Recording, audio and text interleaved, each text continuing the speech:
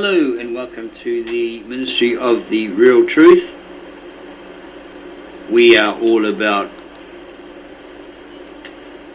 doing personal research on the three major organized religions: Judaism, Christianity and Islam. Our specialty, our main focus is Christianity, but we will cover the other two and the rest of the religions in due time.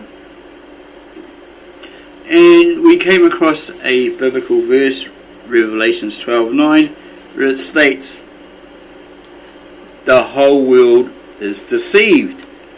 So we asked the question, how and by whom? Okay, well, we worked out supposedly Satan, the devil, the old serpent, the dragon, okay, is the one who's deceiving the whole world. And we had a deep think about it, okay, because here's a question here, is there really a devil? So thinking, yeah, okay, Judaism say there is no devil, that Christianity is wrong in saying that there's no devil, there's no fallen angel, etc., etc. Whereas Christianity is adamant and says, no, there is a devil, it's clearly in the scriptures. Okay, so we're looking at it and started to think there's obviously some force behind the scenes that enters your mind. You know good from bad, right from wrong, good from evil, etc. So, you know, it's coming from the ethereal, from somewhere, right?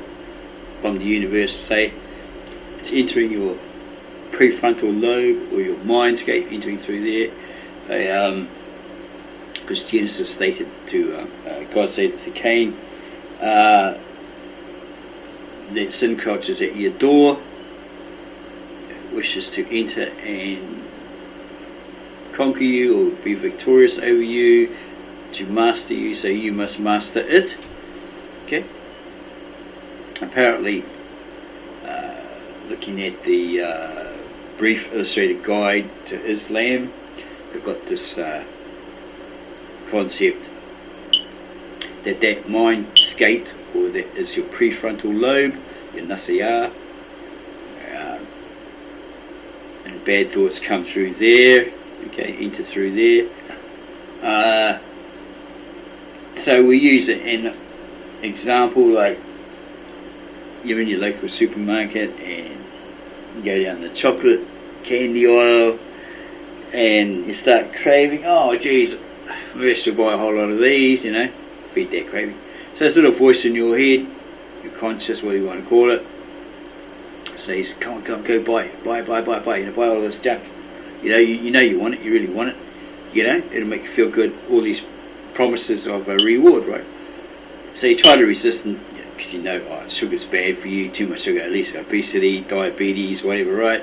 Should stay away from it, but it keeps prodding you until you can no longer resist, and you load up your shopping trolley with $100 worth of chocolates, chips, drinks, fizzy drinks, lollies, whatever, all the rubbish, right?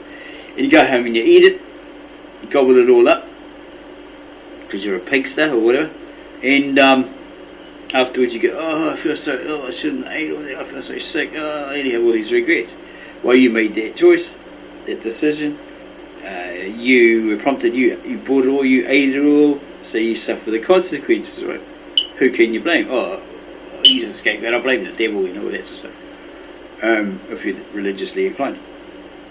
So yeah, there's the fact there's something out there in the universe beyond your mind, right? Enters your mind and does all that trickery, right? Okay. Or another example, there's something in somebody's house that you spy. You think, oh geez, I wish I had that. Wow, I'd look cool, you know, say a pair of the lady's glasses or whatever, right? And a little voice prompts you, your subconscious, your conscious, whatever, right? Steal it. No one will know, no one's around, no one will notice, they won't know it's missing, right? And you'll look cool. Ooh, that's it, you look cool.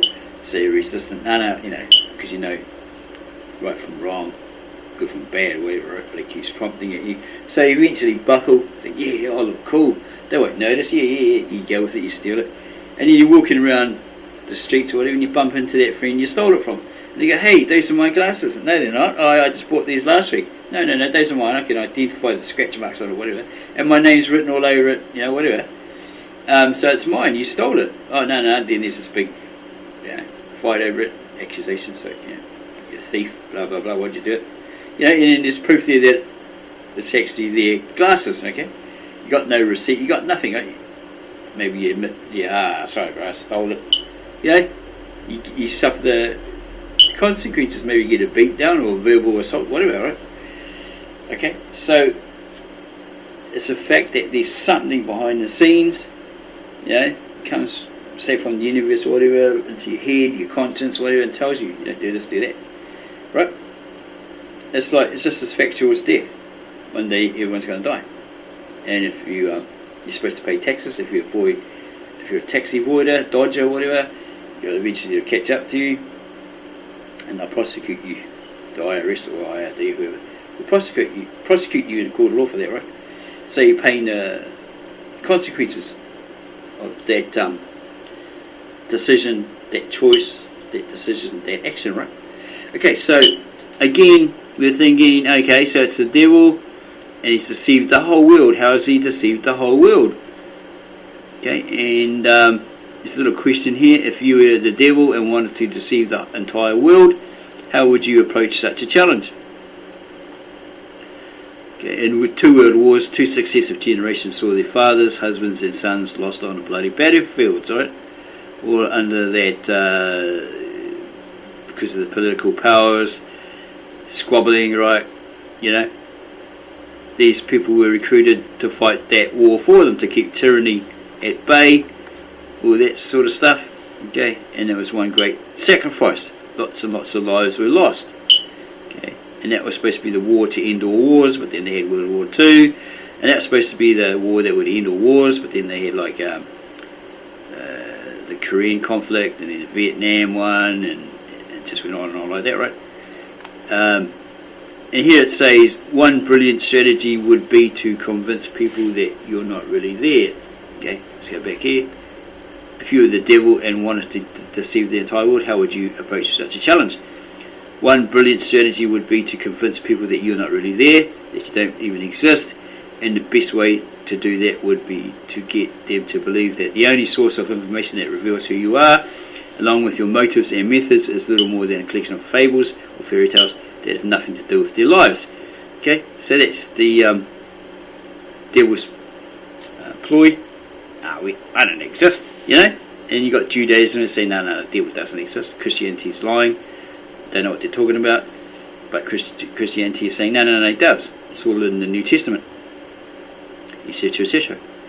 We have seen exactly that, starting several centuries ago and prompted by the theories of men such as Charles Darwin, who came up with a way to explain creation without the creator. Many people began directly challenging the authority and inspiration of the Bible. They began to ridicule as mere myth and superstition the existence of a spirit world, long accepted without question by those who believe the Bible. A lot of questions or answers like, why do we need an intelligent designer? Is there really an intelligent design? But we don't really need an intelligent designer. What's proof of that? We don't need God. Science proved everything. Science is the one. All that sort of stuff. In the world's leading university, skeptics challenge, is this all coming from? These universities, these professors, etc., etc. Skeptics challenge the validity and accuracy of the Bible, and materialist reasoning under the disguise, or the pretense of science. Okay, that science is fact. Okay, when it's actually they come to these discoveries, assumptions, and they go all out to prove that those assumptions or what they've found is fact. Okay, they go all out to prove that it's fact. And then if it's wrong, proves to be wrong, they change it. Okay. So go look up the actual definition of science so you don't have any misunderstandings and you fully understand what that is. Because there's science, and then there's science scientific theory. Okay, so there's a few definitions of what it is, right? What it means. Okay. Some people say it's basically the same. It's the same. Okay. Okay. In the world's leading university, skeptics challenge the validity and accuracy of the Bible, and materialist reasoning under the guise of science, rejecting anything that cannot be detected by the physical senses. They can't see it, they can't feel it, okay, they can't hear it, they can't touch it, so it can't be true. Because the order of the day, or it becomes the order of the day, became the order of the day. Generational leaders were taught to discard anything that could not be measured by scientific methods. So generations of leaders, people above them, in the professions probably, qualifications, were taught to discard anything that could not be measured by scientific methods. Then came 2 world wars. 2 successive generations saw their fathers, husbands and sons lost on bloody battlefields and far-flung corners of the world, with neither war resulting in a lasting peace. Civilian casualties too were appalling, with tens of millions of lives snuffed out. Numbered by such brutal mass destruction of lives and property, many lost their belief in God, thinking that an all-powerful supreme being would never allow such carnage and suffering. Thus, in only a few generations, belief in an almighty, all-loving God and trust in the Bible as his revelation to mankind were shattered. In our modern world, although many people still claim to believe in God, few take their stated belief seriously enough to let it guide their lives. The Bible is consistently one of the world's best-selling books, yet it is one of the least read and least understood. Most people think the Bible and the spirit world have nothing to do with them and their lives. Although religion should provide an understanding of God and the spirit world, it is too often only yet another source of confusion and disagreement. For example, Christianity is the professed religion of approximately a third of the world's population and is the largest single religion. I thought Islam was more dominant, had more people in it, people converting to it. But it is splintered into thousands of sects and denominations, or cults and little movements, many of them claiming to represent the true teachings of the Bible and Jesus Christ. Never in human history, of course, have professing Christians comprised a majority of the world's population. Most people during the last 2 millennia have followed a bewildering array of deities, gurus, and religious teachers. Some have believed in God, others in various good and evil spirits, or no God and spirit world at all. Obviously, these incompatible and often opposite beliefs cannot all be right. God is not the author of confusion. See 1 Corinthians 1:4-33.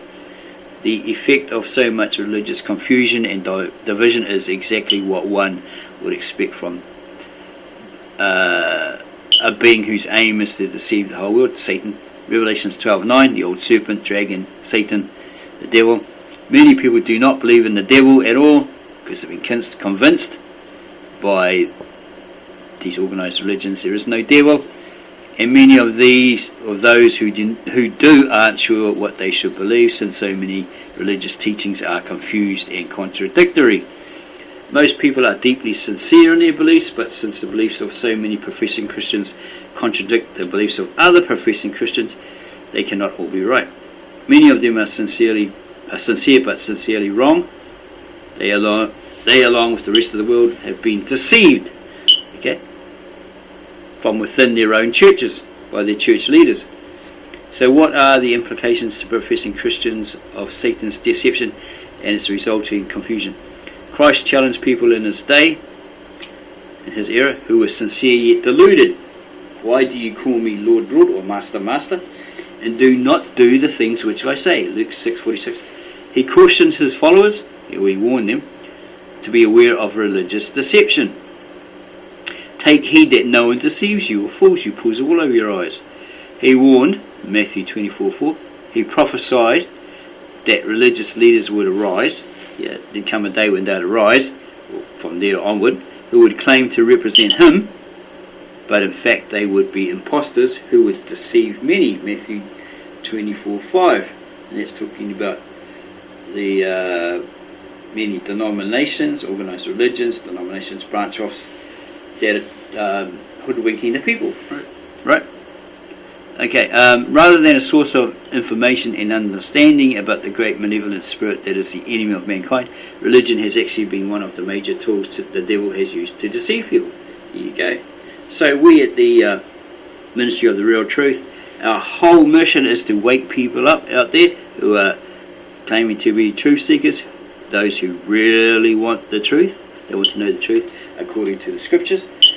Okay, the ancient manuscripts in the ancient old tongue, scribal language, sacred language of the scribes and prophets of the Old Testament, and Yeshua Mashiach, Isha Mashiach, Jesus the Messiah, and his disciples, the Aramaic Galilean, right? Translated into English. If they want to know the truth, well, subscribe with us. Okay, subscribe to our channel. Add your likes. Right, give us a thumbs up, and then don't forget to set that bell so you'll be notified of any videos that we create to present you that real truth, that whole truth, and nothing but that truth. And we're not going to pull the fluff over your eyes, because our policy is honesty is our best policy, and a man's word should be his word, right? You should honour it and stand on it, be unshakable. Okay, so we're not going to pull the wool over your eyes, give you a candy coated lollipop and say, oh, it's like this when it's not. Okay, we're at this point where we believe the game's over, the gig's up.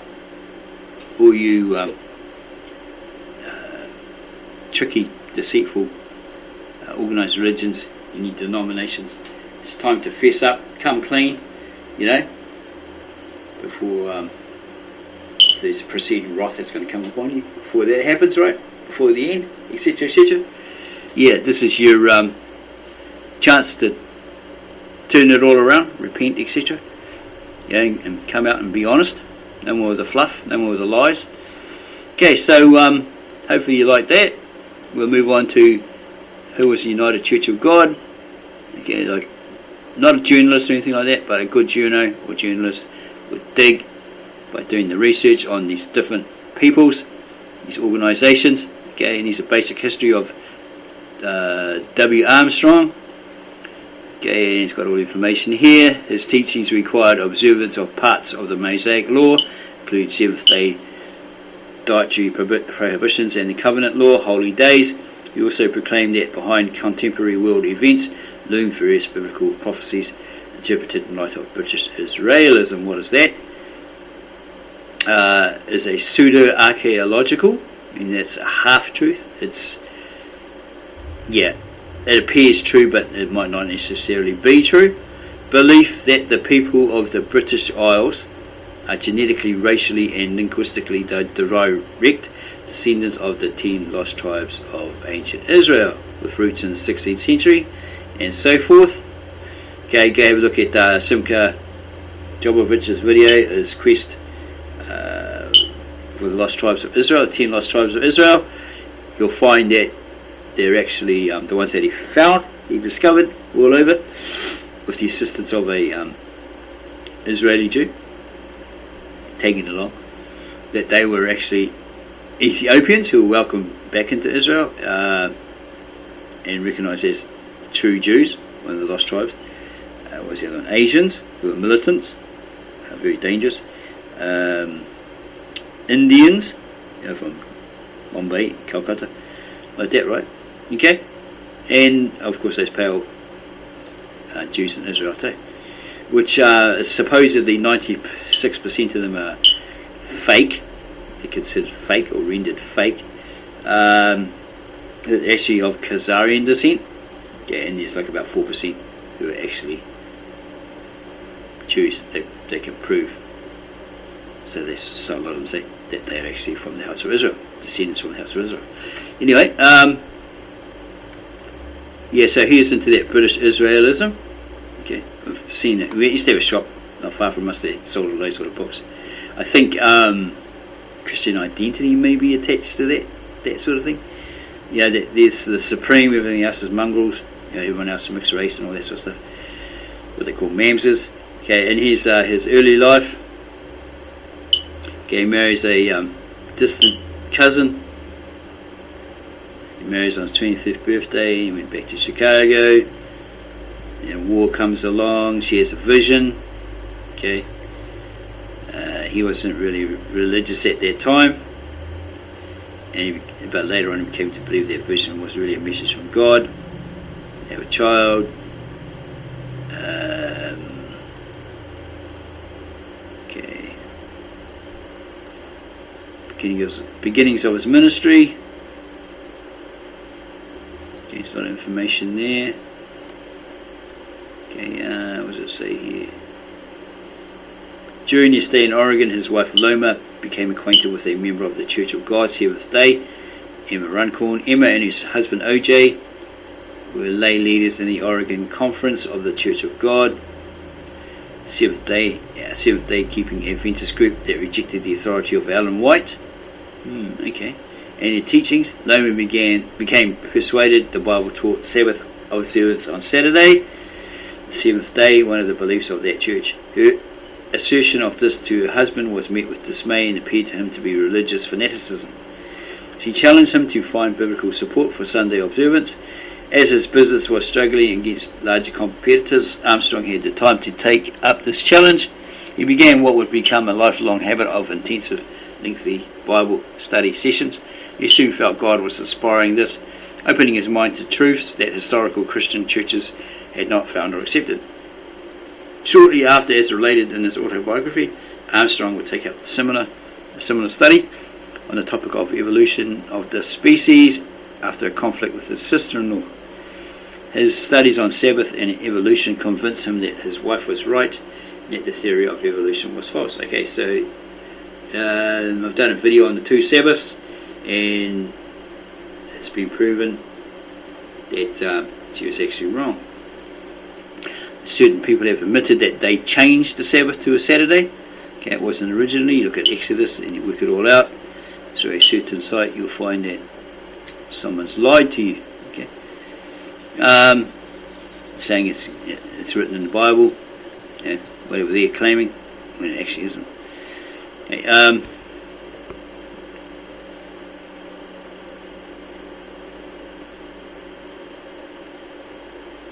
despite his own teaching on baptism, his own account, this is Armstrong, is noteworthy for the absence of any mention of the process of laying on of hands or a special prayer in the dispensation of the Holy Spirit, which were considered fundamental for membership in the worldwide Church of God and reason for many a new convert's rebaptism. Okay, while a member of the Church of God, Seventh Day, Armstrong became acquainted with ministers John Keys and Israel Hager, who began to suspect that Herbert was a little too arrogant and tended to go against church doctrine. They cited Armstrong's refusal to submit to the Church of God ministers to be baptized, but when they went out to a local Baptist minister instead as a point. After his ordination, Armstrong allied himself with two other rogue ministers by the names of Andrew Duggar and C.O. Dodd, both of which had composed a book called A History of the True Religion from 33 AD to date, in which they claimed that the New Testament Church of the East, Church of the First Century, that would be the Church of the East, had secretly descended through history and eventually became the Sabbath Day. That's not even them. Somebody completely different. The Sabbath keeping Church of God, Seventh Day. Duggar also predicted that the apocalypse would occur in 1936. When did World War II start? Okay. Eventually this led to Duggar and Dodd's ouster, and when they promised to make Armstrong an apostle in the new church, the Church of God, Seventh Day, he joined them. After severing ties with the Church of God, Seventh Day, as a result of doctrinal disputes, he began to teach a form of British Israelism, which would later make up his book, United States of Britain and Prophecy. I've got that outside, I think it's just missing its cover.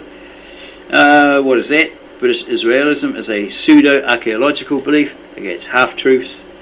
Okay, it appears true, but it may not be. Belief that the people of the British Isles are genetically, racially and linguistically of the direct descendants of the 10 lost tribes of ancient Israel, with roots in the 16th century, etc. Okay, he's on radio. Okay, okay. International expansion and his ideas.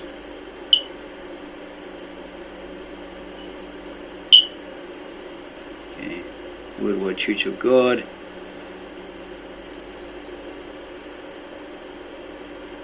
Okay, it goes on about his son, Garner Ted Armstrong. The son of Herbert W. Armstrong was the voice and face of the program. It was the Radio Church of God. It was speculated that with his charisma and personality he was the logical successor to Armstrong if he ever passed. But doctrinal disagreements and widespread reports of extramarital sex led to his suspension in 1972. After initially changing his behaviour, he returned, but these issues resurfaced, coupled with his challenging his father's authority as pastor general, resulting in him being permanently disfellowshipped. The church's term for excommunication, which is ousting him, right, from all activity within that church. Okay, sometimes they let him speak on a microphone or do a video or whatever, get up and preach. It depends on that church and their ideals.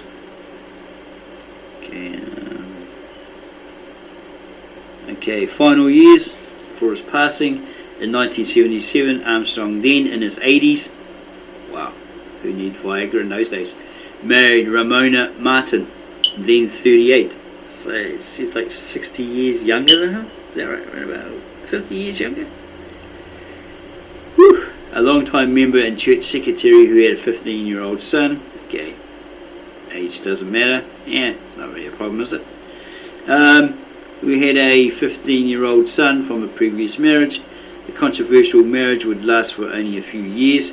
The Armstrongs separated in 1982, with Herbert Armstrong returning to live in Pasadena full-time, and the marriage finally ended in divorce, 1984.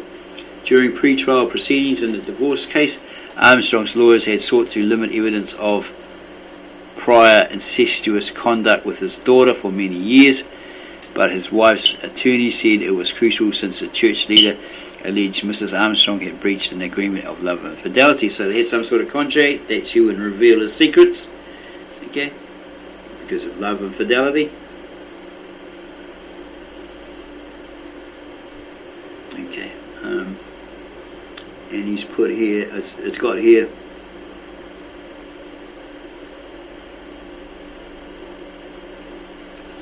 in his latter years, Armstrong stated that he did not know whether or not Christ would return in his lifetime, but did know, based on the sequence of events in the Bible, that the Lord's return was approaching.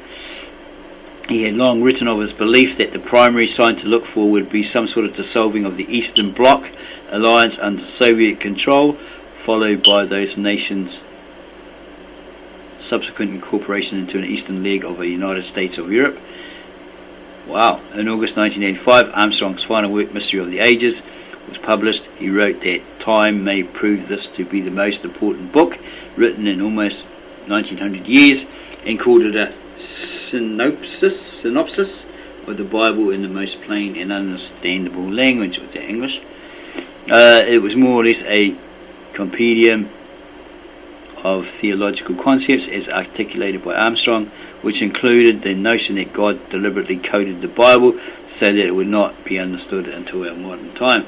So then that means everyone else that had copies of it would never ever have understood it, so they couldn't preach it.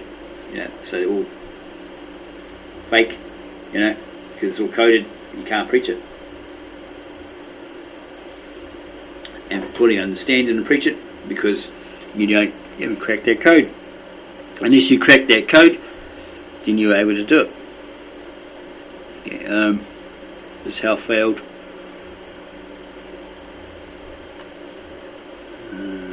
Almost until his final days, there was uncertainty about who would succeed Armstrong in the event of his death.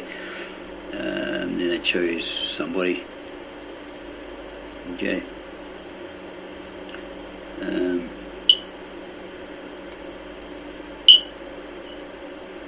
In the years after his death in 1986, WCG leaders came to the conclusion that many of Armstrong's theological arguments were not biblical, causing the church to reject his teachings as aberrant and to completely rewrite its doctrines. Today, the vastly changed organisation is in full agreement with the statement of faith on the National Association of Evangelicals. In April 2009, in light of the major doctrinal shifts made, the church also changed its name to Grace Communion International, GCI, to better reflect its new teachings. Theology and teachings, bullet points, as listed here.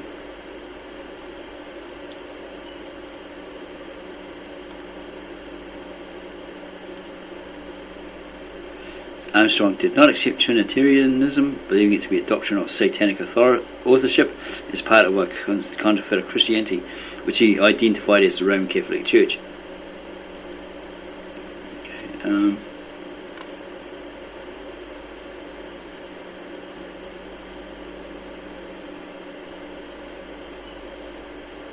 Okay, here's some ideas here. Criticism and controversy. Armstrong's teachings and the church he created have been the subject of much criticism and controversy. Armstrong's theology and teaching are defended by his followers, but face criticisms from ex-followers and the greater Christian community. Common points of criticism and controversy include theological, prophetic predictions, British Israelism, personality, personal conduct and governance. Armstrong was often criticised for having lived in extravagant wealth in comparison to a few church members. Personal luxuries enjoyed by Armstrong included a personal jet, the finest clothing, furniture and other conveniences. Doesn't that sound familiar? The prosperity teachings, maybe that's the root. Okay. Teachings inferred from the Bible. It's all here. The use of medicine and doctors was discouraged because members were expected to place their faith in God for healing. Armstrong stated, "Here's God's instructions to you today. If you are ill, if you are to live by every word of God, we should obey the scripture," and so forth. Yet he used medical doctors, etc. in his last days. Okay.